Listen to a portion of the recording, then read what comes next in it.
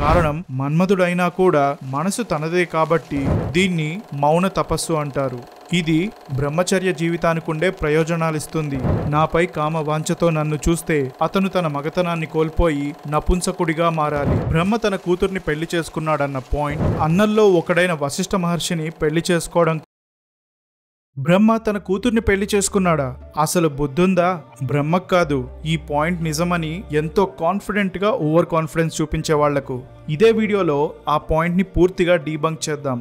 మన్మధుడు ఎలా పుట్టాడు, తనకు ఎలా పెళ్ళయింది, ఈ రెండు సంఘటనల మధ్యలో తానేం చేశాడు, దానికి బ్రహ్మ ఏం శాపమిచ్చాడు అనే విషయాలు బ్రహ్మ నారద మునికి డీటెయిల్డ్ గా ఎక్స్ప్లెయిన్ చేశాడు. అయితే మన్మధుడిని సృష్టించినప్పుడు అతని శక్తి ఏంటని బ్రహ్మ వివరిస్తూ, మన్మధుడు తన 5 బాణాలకు ఎవరినైనా సరే, ఆఖరికి ఆ త్రిమూర్తులను కూడా లక్ష్యాలుగా చేసుకుని బాణప్రయోగం చేస్తే వారిలో కోరిక అనే భావన కలుగుతుంది అని చెప్పాడు. ఒకవేళ ఇక్కడ అంటే బ్రహ్మతో పాటు అతను సృష్టించిన 10 మంది ప్రజాపతులు, తన కూతురు సంధ్య వీళ్ళున్న చోట ఆ బాణప్రయోగం చేసి బ్రహ్మ ఇచ్చిన శక్తి నిజమైతే ప్రపంచంలో ఈ బాణాలు ఎక్కడైనా పనిచేస్తాయి అని ఆలోచించి అక్కడున్న వాళ్ల మీద మన్మధుడు తన బాణాలు ప్రయోగించాడు. దానివల్ల బ్రహ్మకి, ఆ 10 మంది ప్రజాపతులకు, సంధ్యకు వాళ్లపై కోరిక పుట్టింది. ఇది చాలా తప్పని గుర్తించి దీనికి కారణమైన మన్మధుడిని బ్రహ్మ శపించాడు. ఆ తర్వాత వాళ్ల మనసులో ఆ కోరికను శివుడి సాయంతో పోగొట్టుకున్నారు. అప్పుడు అందరూ వాళ్ల లోకాలకు తిరిగి వెళ్లిపోయారు. మరి బ్రహ్మ సృష్టించిన సంధ్య పరిస్థితి ఏమైంది అని నారద మహర్షి వేసే ప్రశ్నకు బ్రహ్మ ఇచ్చే సమాధానంతో ఆవిడ కథ మనకు తెలుస్తుంది. ఇది శివపురాణంలో రుద్ర సంహిత సతీఖండం 5 నుంచి 7వ చాప్టర్స్ వరకు ఉండే కంటెంట్. ఇక బ్రహ్మ వివరించడం మొదలుపెట్టి, నేను సంధ్యని నా మనసు నుంచి సృష్టించాను. మన్మధుడు వేసిన బాణాల వల్ల నా మనసులో నా కూతురి పట్ల తప్పుడు ఆలోచనలు పుట్టాయి. సంధ్యతో పాటు 10 మంది ప్రజాపతులు కూడా మన్మధుడి బాణాలకు బాధితులయ్యారు. కాని శివుడు జోక్యం చేసుకోవడంతో అటువంటి ఆలోచనలు వదిలిపెట్టడం సాధ్యమయ్యింది. కాలం గడిచే కొద్దీ సంధ్య తపస్సు చేసి శరీరాన్ని వదిలేసి అరుంధతిగా మళ్లీ పుట్టి వశిష్ఠ మహర్షికి భార్య అయింది. అయితే మన్మధుడు వేసిన బాణాల వల్ల తన తండ్రి, అన్నలు అంటే బ్రహ్మ 10 మంది ప్రజాపతులపై తనకు కూడా సెక్షువల్ డిజైర్ పుట్టింది కాబట్టి అది పాపంగా భావించి బాధపడింది. అప్పుడు దానికి కారణం మన్మధుడైనా కూడా మనసు తనదే కాబట్టి ఆ తప్పు తనదిగా భావించి ఇక ఏ శరీరం అయితే ఆ తప్పు చేసిందో ఆ శరీరం ధర్మం పాటించడానికి పనికిరాదు అని చేసిన తప్పుకి శిక్షగా అగ్నిలో దూకి ఆత్మాహుతి చేసుకోవాలనుకుంది. ఇక సంధ్య పుట్టిన కాసేపటికే ఆ తప్పు జరిగింది కాబట్టి భవిష్యత్తులో పుట్టే ఏ ఒక్కరికి కూడా ఆ జనన సమయంలో ఇలా కామ ప్రవర్తన కలగకూడదు అని అగ్నిలోకి దూకే ముందుగా దానికోసం కఠినమైన తపస్సు చేస్తాను అని నిర్ణయించుకొని చంద్రమభాగ అనే నది ప్రవహించే పర్వతానికి వెళ్ళింది. ఆ విషయం తెలిసి బ్రహ్మ తన కొడుకుల్లో ఒకడైన వశిష్ఠుడిని పిలిచాడు. వశిష్ఠ, సంధ్య తపస్సు చెయ్యాలనుకుంటోంది. నువ్వు దగ్గరే ఉండి ఆమెకు తపస్సు చేసే విధానం నేర్పించు. ఇప్పటికే మన మీద ఏర్పడిన కామభావనకి ఆమె తప్పు చేసిందనుకుంటుంది కాబట్టి తాను మనల్ని చూసి సిగ్గుపడకుండా నీ రూపాన్ని మార్చుకొని ఆమె దగ్గరకు వెళ్ళు అని చెప్పాడు. వశిష్ఠుడు బ్రహ్మ ఇచ్చిన ఆజ్ఞ పాటించాడు. ఒక అందమైన సరస్సు దగ్గరకు చేరుకుంటే సంధ్య అక్కడ ఒడ్డున కూర్చొని తపస్సు చేయడానికి సిద్ధమవుతుంది. సరస్సు చుట్టూ చంద్రమభాగ పర్వతం నుంచి ప్రవహించే ఒక నది ఉంది. సంధ్య దగ్గరకు వశిష్ఠుడు వెళ్లి మర్యాదగా మాట్లాడుతూ, సంధ్య, ఈ తపస్సు చెయ్యాల్సిన అవసరం నీకేంటి అని అడిగి విషయం తెలుసుకుని, నువ్వు చెయ్యాలనుకునే తపస్సు చేసే విధానం నేర్పించడానికి నేను ఇక్కడికొచ్చాను. నీ లక్ష్యాన్ని నెరవేర్చడానికి నేను సాయం చేస్తాను అని చెప్పాడు. ఆ తర్వాత మనసులో శివుణ్ణి ధ్యానించి సంధ్యను ఉద్దేశించి ఇలా అన్నాడు, నువ్వు శివుడికి తపస్సు చెయ్యడానికి సిద్ధంగా ఉండు. అతని అనుగ్రహం పొందడానికి పూజలు చెయ్యి. ఓం నమః శంకరాయ ఓం అనే మంత్రంతో తపస్సు మొదలవుతుంది. ఇక ఈ తపస్సులో భాగంగా నిశ్శబ్దంగా ఉండి స్నానం చెయ్యాలి. అదే నిశ్శబ్దాన్ని కొనసాగిస్తూ శివుణ్ణి పూజించాలి. ఇక ఆహారం విషయానికి వస్తే కేవలం నీళ్లు తాగాలి. అది కూడా మొదటి 2 షష్టకాలాల్లో మాత్రమే తాగాలి. షష్టకాలం అంటే రోజులో 6వ వంతు. ఇంకా కరెక్ట్ గా చెప్పాలంటే 24 hours divided by 6 = 4 hours. ఇక 3వ షష్టకాలంలో పూర్తిగా ఉపవాసం ఉండాలి. ఈ విధంగా తపస్సు పూర్తయ్యే వరకు చెయ్యాలి. ఇక తిండి గురించి చెప్పిన విషయాలు ప్రతి షష్టకాలం పూర్తయ్యే సమయానికి ఆ పనులు చేయాలి. దీన్ని మౌన తపస్సు అంటారు. ఇది బ్రహ్మచర్య జీవితానికి ఉండే ప్రయోజనాలిస్తుంది. ఈ విధంగా చేసి శివుణ్ణి సంతోషపరిస్తే నీ కోరికలు నెరవేరుతాయి అంటూ వశిష్ఠుడు వివరించాడు. ఆ తర్వాత అక్కడి నుంచి అదృశ్యమైపోయాడు. ఇక సంధ్య బృహలోహిత అనే సరస్సు ఒడ్డున ఎంతో సంతోషంగా కట్టుకున్న అవే బట్టలతో తపస్సు మొదలుపెట్టింది. వశిష్ఠుడు నేర్పిన మంత్రంతో శివుడికి పూజలు చేసింది. అలా 4 యుగాలు గడిచాయి. గడిచిన ఈ కాలమంతటా తన మనసులో పూర్తిగా శివుడిపై దృష్టి పెడుతూనే ఉంది. ఇక తపస్సుతో సంతోషించిన శివుడు ఏ రూపమైతే సంధ్య మనసులో తలుచుకుంటూ ధ్యానించిందో అదే రూపంలో ఆవిడ ఎదుట ప్రత్యక్షమయ్యాడు. శివుణ్ణి చూసిన ఆనందంతో ఇప్పుడు నేను ఏమని చెప్పాలి, మిమ్మల్ని ఎలా స్తుతించాలి అని ఆందోళన పడుతూ కళ్ళు మూసుకుంది. అలా కళ్ళు మూసుకున్నప్పుడు శివుడు ఆవిడ మనసులో ప్రవేశించి దివ్య జ్ఞానం, దివ్య స్ఫూర్తి, దివ్య దృష్టి ఈ మూడింటిని ఇచ్చాడు. వాటితో ఆవిడ శివుణ్ణి స్తుతించింది. స్తుతించడం అంటే తెలియని వారికి ఒక చిన్న ఎక్స్ప్లెనేషన్. పురాణ ఇతిహాసాల్లో ఒక వ్యక్తి ఎవరినైనా మనసులో తలుచుకొని తపస్సు చేసినప్పుడు ఆ భగవత్ స్వరూపం ప్రత్యక్షమైతే తపస్సుకి ఫలితం దక్కిందనే ఆనందంతో వాళ్ల గుణాలు, వాళ్ల గొప్పతనం, అప్పటి వరకు వాళ్ళు చేసిన పనులు అన్నిటినీ ఒకసారి స్మరిస్తారు. ఎగ్జాంపుల్ కి విష్ణువు ప్రత్యక్షమైతే విష్ణు సహస్రనామాలు చెప్తారు. అందులో ఇందాక చెప్పినట్టు గుణాలు, చేసిన పనులు, వారికి ఉన్న గొప్పతనం, ఘనత ఇలాంటివన్నీ ఉంటాయి. సో శివుడు ప్రత్యక్షమయ్యే సమయానికి సంధ్య ఒళ్ళు మొత్తం ఎండిపోయిన చెట్ల ఆకులు, జంతువుల చర్మాలతో నిండిపోయి తల నుంచి వెంట్రుకలన్నీ జటలు కట్టేసి ముఖం మంచు పూసిన తామర పువ్వులా కనిపించింది. అలాంటి స్థితిలో కూడా ఎంతో నిష్టగా తపస్సు చేసి ఎంతో అద్భుతంగా స్తుతించిందని శివుడు సంతోషించి, నీకు ఏ వరం కావాలో కోరుకో, నాకు ఎంతో సంతోషాన్ని కలిగించావు కాబట్టి నీకు ఏది కావాలంటే అది ఇస్తానన్నాడు. దానికి సంధ్య చాలా ఆనందంతో ఎన్నోసార్లు నమస్కరించి, ఈ ప్రపంచంలో ఎవ్వరూ కూడా పుట్టిన సమయంలో వారి మనసు కామంతో నిండిపోకూడదు, ఇది నా మొదటి కోరిక. ఇక నా రెండో కోరిక, ఈ 3 లోకాల్లో ఏ మహిళ కూడా సాధించుకోలేనంత పేరు ప్రతిష్టలు నేను సాధించుకోవాలి. నా నుంచి పుట్టే ఏ జీవి అయినా వారి మనసు కామంతో నిండిపోకూడదు, పేరు ప్రతిష్టలు కోల్పోకూడదు. నాకు భర్త అవ్వాల్సిన వ్యక్తి స్వచ్ఛమైన మనసుతో నాకు ఎంతో సన్నిహితుడిగా అంటే బెస్ట్ ఫ్రెండ్లా ఉండాలి. ఒకవేళ ఇతర వ్యక్తులు ఎవరైనా సరే నాపై కామ వాంఛతో నన్ను చూస్తే అతను తన మగతనాన్ని కోల్పోయి నపుంసకుడిగా మారాలి అని కోరుకుంది. ఈ మాటలకు శివుడు సంతోషించి, సంధ్య, ఇక నీ పాపం పూర్తిగా నశించింది. గతంలో నీపై నాకున్న కోపాన్ని ఇప్పుడు వదిలేస్తున్నాను. ఈ తపస్సుతో నువ్వు పవిత్రత పొందావు. నువ్వు కోరినవన్నీ నీకు పూర్తిగా అనుగ్రహిస్తాను.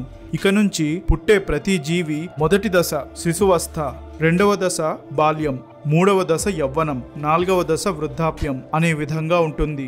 జీవులు మూడవ దశ చేరుకున్నప్పుడు మాత్రమే వారిలో కామ ప్రవర్తన కలుగుతుంది. కొన్ని సందర్భాల్లో ఇది రెండవ దశ చివరిలో వస్తుంది. నీ తపస్సుకి ఫలితంగా ఈ కొత్త నియమాన్ని విధిస్తున్నాను. పుట్టుక సమయంలో ఏ ఒక్కరికి కూడా కామపూరిత ఆలోచనలు, ప్రవర్తన రెండూ ఉండవు. ఇక్కడ శివుడు మనిషి మైండ్ సెట్ కుండే బేసిక్ సైకాలజీని వివరించాడు.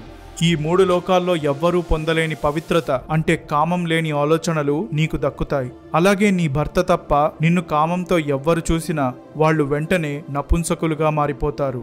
నీ భర్త ఎంతో అదృష్టవంతుడు, తపస్సులో ఉత్తముడు, అందమైనవాడు. అతను నాతో కలిసి 7 కల్పాల వరకు జీవిస్తాడు. ఇలా నువ్వు కోరుకున్న వరాలన్నీ నీకిస్తున్నాను. అయితే నీ గత జన్మలో జరిగిన మరొక సంఘటన గురించి నీకు చెప్పాలి. నువ్వు నీ శరీరాన్ని అగ్నిలో విడిచేస్తానని ఆ గత జన్మలోనే నిర్ణయించబడింది.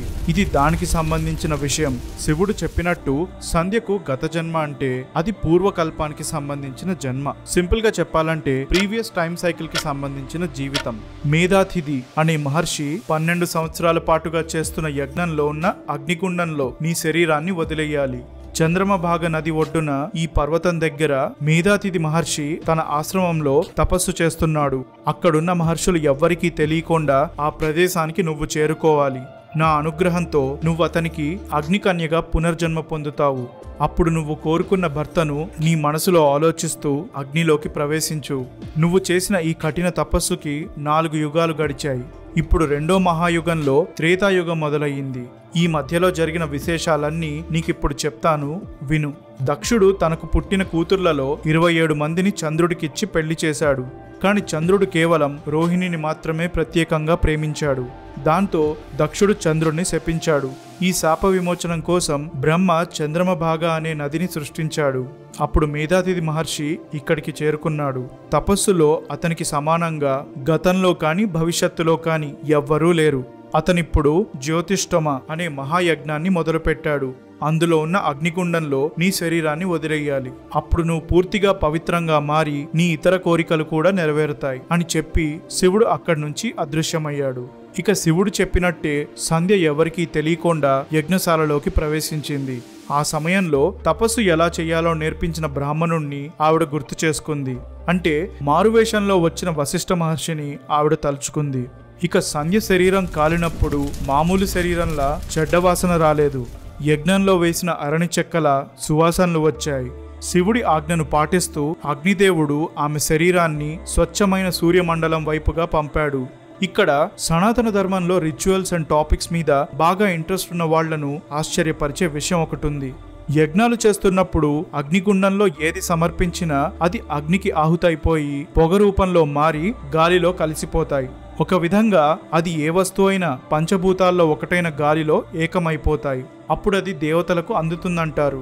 ఇలా మనుషులు యాగాల్లో ఇచ్చే సమర్పణలన్నీ దేవతలకు చేరవేయడానికి అగ్ని ఒక మాధ్యమం, అంటే మీడియం ఆఫ్ కమ్యూనికేషన్ అని ఋగ్వేదం 1వ మండలం 95వ సూక్తం వివరిస్తుంది. అలా సూర్యుడు తనకు చేరిన సంధ్య శరీరాన్ని 2 భాగాలుగా విడదీసి ఒకటి పితృదేవతలకు, మరొకటి దేవతలకు నివేదనగా ఉంచాడు.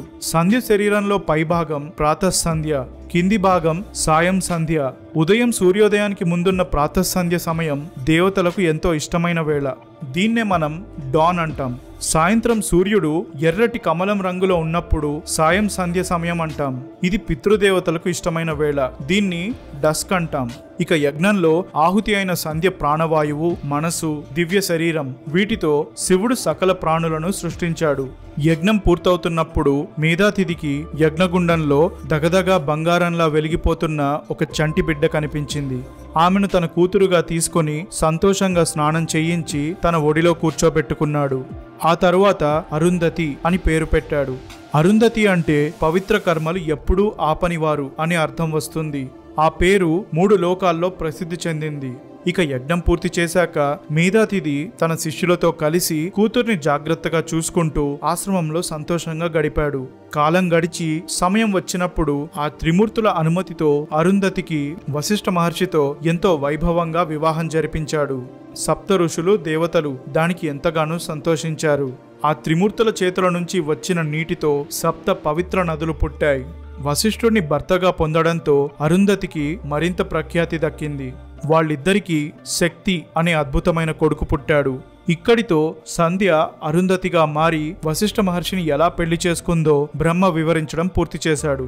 సో బ్రహ్మ తన కూతుర్ని పెళ్లి చేసుకున్నాడన్న పాయింట్ పూర్తిగా తప్పు. ఇలాంటి విషయాలన్నీ పురాణ ఇతిహాసాలపై ఎటువంటి నాలెడ్జ్ లేని వాళ్ళు పుట్టించిన హోక్స్ థియరీస్. ఒకవేళ నేను చెప్పే ఈ కంటెంట్ మీద కూడా మీకు ఏమాత్రం నమ్మకం లేకపోతే వీడియో మొదట్లో ఇచ్చిన శివపురాణం రెఫరెన్సెస్ని ఒకసారి చెక్ చేయండి. ఇక సంధ్య అనే వ్యక్తిగా అగ్నికి ఆహుతైన ఆవిడ తన అన్నల్లో ఒకడైన వశిష్ఠ మహర్షిని పెళ్లి చేసుకోవడం కూడా తప్పే కదా అనే కాంట్రవర్షియల్ పాయింట్. దీనికి సనాతన ధర్మంలో ముఖ్యమైన థియరీస్లో ఒకటైన సాంఖ్యయోగ గురించి తెలియాలి. దాని ప్రకారం ప్రాణమున్న ప్రతి జీవిలో ఒక కాన్షియస్నెస్ అంటే చైతన్యం ఉంటుంది. దీన్నే ఆత్మ అంటారు. శరీరం, ఇంద్రియాలు, మనసు, బుద్ధి ఈ 4 ఆ వ్యక్తి చనిపోతే నశించిపోతాయి. కానీ ఆత్మ మాత్రం పర్మనెంట్ గా ఉంటుంది. జీవి చూపించే ప్రేమ, ద్వేషం ఇలాంటి ఏ ఫీలింగ్ అయినా ఆ శరీరం వరకే పరిమితం. వీటికి ఒక లిమిటేషన్ ఉంటుంది. కానీ ఆత్మకి ఎటువంటి రాగద్వేషాలు, బంధాలు ఉండవు. అది వీటన్నిటికీ అతీతం. అందుకే భగవద్గీతలో కూడా ఆత్మని నాశనం చేయడం లేదా మ్యానిపులేట్ చేయడం సాధ్యం కాని పనులని కృష్ణుడు చెప్పాడు. సో గతంలో సంధ్యగా ఉన్న స్త్రీకి, తరువాతి జన్మలో అరుంధతిగా ఉన్న స్త్రీకి కేవలం ఆత్మ ఒక్కటే అన్న కనెక్షన్ తప్పించి బంధాల విషయంలో ఎటువంటి కనెక్షన్ లేదు. సో అది ఫ్రెండ్స్ ఇవాల్టి వీడియో. ఇంకా ఇలాంటి ఎక్కడో ప్రూఫ్ లేని మాటలపై క్లారిఫికేషన్ కావాలన్నా లేదా పురాణ ఇతిహాసాల విషయంలో డౌట్స్ ఉన్నా కింద కామెంట్స్లో అడగండి. మన ఎపిక్ సీక్రెట్స్ అనే సిరీస్లో ఆన్సర్ చేయడానికి ట్రై చేస్తాను. సో అది ఫ్రెండ్స్ ఇవాల్టి వీడియో. నేను మీ లైఫ్ ఫోరామా, తిరిగి కలుస్తూనే ఉందాం.